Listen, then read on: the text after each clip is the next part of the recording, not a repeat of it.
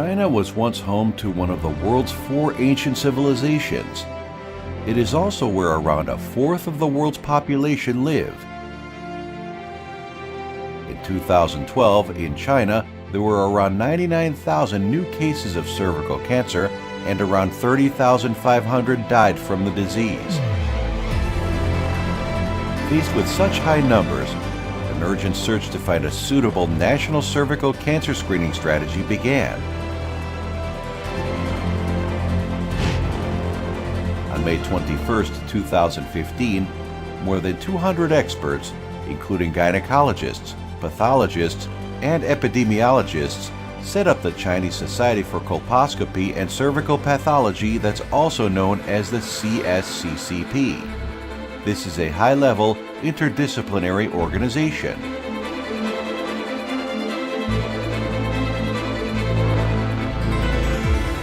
The IFCPC, the International Federation, feels that the Colposcopy Federation or Society in China is likely to reduce the morbidity and mortality from cervical cancer in China and will have a huge influence in the development of both training and expertise around the world, particularly in Asia.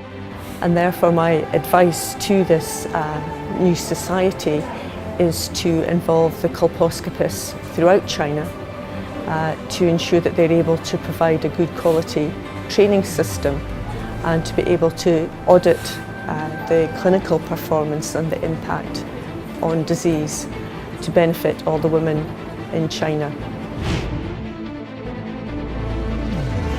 In 2016, the CSCCP held 4 colposcopy standardization training courses and 6 pathology standardization training courses. In total, around 1,000 people attended the courses. In 2017, a lot of international experts outside of China will join China's nationwide standardization training as volunteers. In the future, the CSCCP will continue to develop the standard for Chinese women's cervical cancer prevention and treatment, play an active role in improving women's health, and strengthen international cooperation and exchange. We hope that we can improve the cervical cancer prevention and control in China through extensive communication and cooperation with the world. As the important country with the largest population, we also hope we can contribution to the cervical cancer prevention in the world through collaboration with IFCPC. Beijing. On July 31, 2015, the International Olympic Committee President Thomas Bach announced that Beijing was awarded the right to host 2022 Winter Olympic Games. Beijing will thus become the first city in the world to have hosted both the Summer and Winter Olympics. Beijing is more than 3,000 years old and has more World Heritage sites than other city in the world.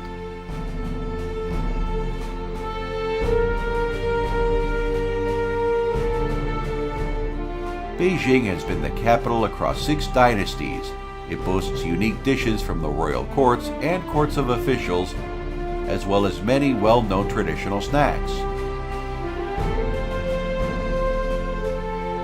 Beijing is China's international exchange center, so there is always a high demand for meeting spaces.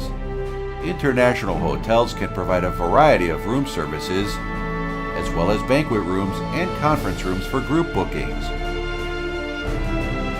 In addition, Beijing is the only Chinese city selected as one of the world's top 15 shopping capitals.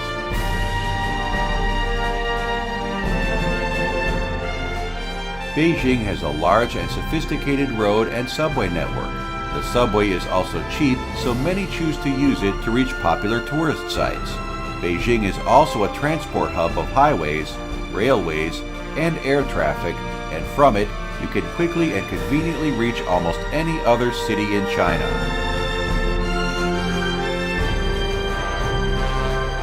CSCCP hopes to host the 2023 IFCPC International Conference in Beijing to work with you to promote and make contributions to the prevention and treatment of cervical cancer both in China and across the world.